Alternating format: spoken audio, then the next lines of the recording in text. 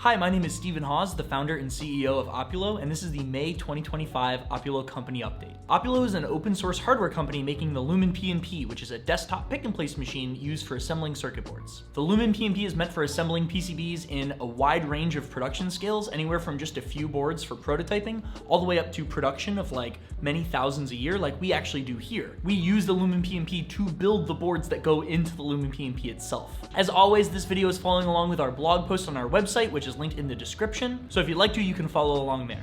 Okay, first up is our lead times. Over the past couple months, we have been able to pull ahead of our lead time a little bit internally. We still have a listed 4-week lead time, and we have been able to get it down to 3 or 2 weeks in some instances, depending on what you order, but we are still publicly, officially saying 4 weeks. We were on a great cadence getting ahead, but this past month has had a crazy order volume, and it's been everything we can do just to kind of keep it the same as what it was last month. So we are still officially listing 4 weeks for our big line items like the Lumen and feeders, because it's possible that you will get it in that amount of time, but in many instances, we are still shipping quicker. I've been speaking with Lucian a little bit about potentially trying to get some more workforce in here to try and bring the lead time down a little bit. We're very careful about hiring because we only ever want to hire for work that we know we'll be able to keep on indefinitely. And a lead time is a temporary thing. Bringing a lead time down is a temporary amount of work until you can get it down to same day effectively. And then it's possible it's back to the same production scale. Although a shorter lead time does generally increase the amount of sales, we want to be really careful and considerate about when we hire and how much we hire. This is a constant challenge for us figuring out exactly how we want to do this, but we're thinking at this point it actually might make quite a lot of sense to bring on some more headcount, bring the lead time down, and keep up with a higher volume of orders. But as always, if you want to know the exact lead time for any order that you're placing, go to the product page on our web store, and we make sure that that lead time listed on the product page is always the most accurate and up to date. In fact, when you place your order, whatever is written on the web store is actually what goes into our internal system that calculates when we need to ship your order by. So that is always the absolute most accurate number. Okay, next up is tariffs. It has been one heck of a month, let me tell you. I'm sure many of you have been experiencing the same stuff, but the current tariff situation in the United States has been incredibly volatile and very extreme. It has been an intense month just trying to stay even keel and keep everything operating as normal. Getting stock in has been probably an order of magnitude more difficult and up to 3 times more expensive depending on what it is that we're importing. A lot of folks have been asking us if our pricing is going to change as a result of these tariffs. At the current moment, we are not increasing the price of our flagship products. That being said, the downstream effects of all of these policy changes have yet to actually hit us yet. We have been paying much higher tariffs, but that stock has not hit what we are selling yet. And we did buy quite a lot of stock over the past few months, knowing that these tariffs would be hitting around now. So as we're burning through some of that backup stock that we've had in-house, that's not affected by the tariffs yet. So it is likely that as this more expensive stock does start to come in, hit our shelves, and that's what we end up using for our machines that we're shipping out, this might change. We are doing everything we can to try and keep the cost of our hardware the same and find other ways to absorb these new tariff fees. Things are so volatile, even I don't really know exactly what is going to happen next week. A lot of people don't. It is an incredibly active and developing situation, but what I can tell you for right now, for what I know on this day, May 1st, 2025, is that we're not raising prices and we're really hoping that we won't have to. But of course, I'm gonna continue to keep y'all updated as things change and develop and I learn more about what all of these tariff things are gonna mean for us and what it actually means to ship hardware in the US in 2025.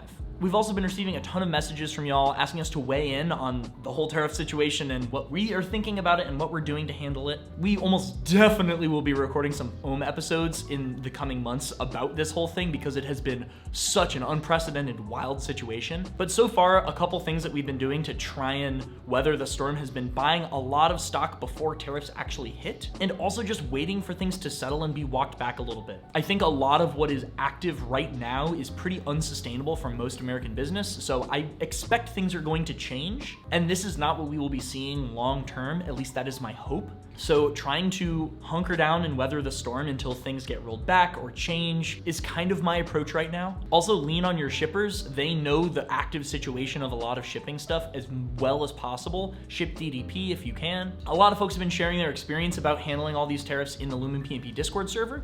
So if you'd like to hop in there, there's a link in the description of this video and also in the blog post. Most of the chatter's been happening in the mid-scale channel, so pop in there and share your experience because it's been really interesting seeing how different people have been handling this whole thing. We're right there with you, dealing with the same kind of thing, and it's been very tricky for us too. So hopefully all this stuff blows over pretty quickly and we can get back to some semblance of normal. Okay, next up is wide feeders. We're really excited about the progress on this wide feeder architecture, and we think it's gonna work super well moving forward. If you haven't seen the video already, I posted a video walking through the whole prototype of 2U, the wide feeder, on my personal YouTube channel, so there's a link in the description for that as well as the blog post. So go check it out if you want some more details about how it works. Now that the broad architecture has proven to be effective, it's time to start diving into more of the refinement stuff. Some of the parametric aspect of the 3D CAD needs to be tweaked to make it more adjustable between 16 and 24 millimeter tape. And then the PCBA that I made for this prototype is really just a new rerouting of the existing PCB design, but there's a lot of improvements I want to make to the schematic as well. I've also been working on the pick window and using the sheet metal workbench in FreeCAD to try and make a laser cut piece of spring steel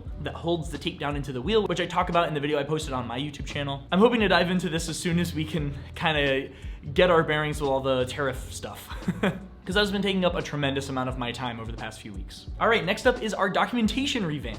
Our new docs page is live for calibration for the Lumen PNP. This is something Mitchell's been working on for a long time, taking a bunch of total newbies that have never touched a Lumen before, literally recording them going through the docs process, taking a note every time they have a hiccup and finding a way to address it. Our focus for this whole revamp has been being explicit and photos first. Photos are always better than a text description, and Mitchell has gone to extreme lengths to take video of the machine operating, extensive GIFs and recordings of OpenPNP as certain processes are being done, and also GIFs of the whole machine moving.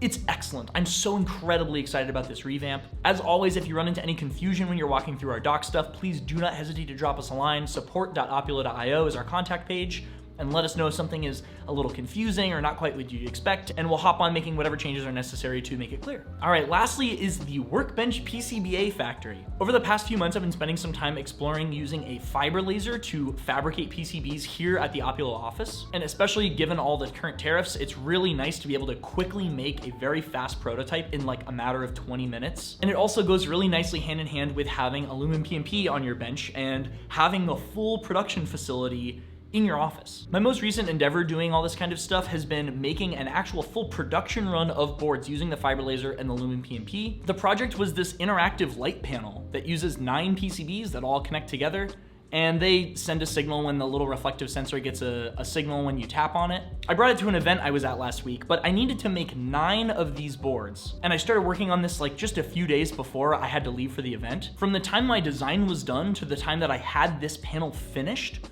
was about 12 working hours. I think 30 hours beginning to end, including an evening where I wasn't working and a night's sleep. But I think I can get it down to 8. I think I could have made this entire thing from bare PCB stock to finished assembled product in about 8 hours, maybe even a little less than that. And these are like standard requirement boards. These are TQFP microcontrollers with 0.5 millimeter pitch and all 0402 passives. These are like standard requirements for a board you might want to make quick turn. So this Saturday, hopefully I'm posting a video about making this panel and the whole process of running a little micro PCBA factory on my workbench. It really does feel like a fiber laser, a Lumen PNP, and a 3D printer are like kind of the, what have I been calling it? The rapid prototyping trifecta.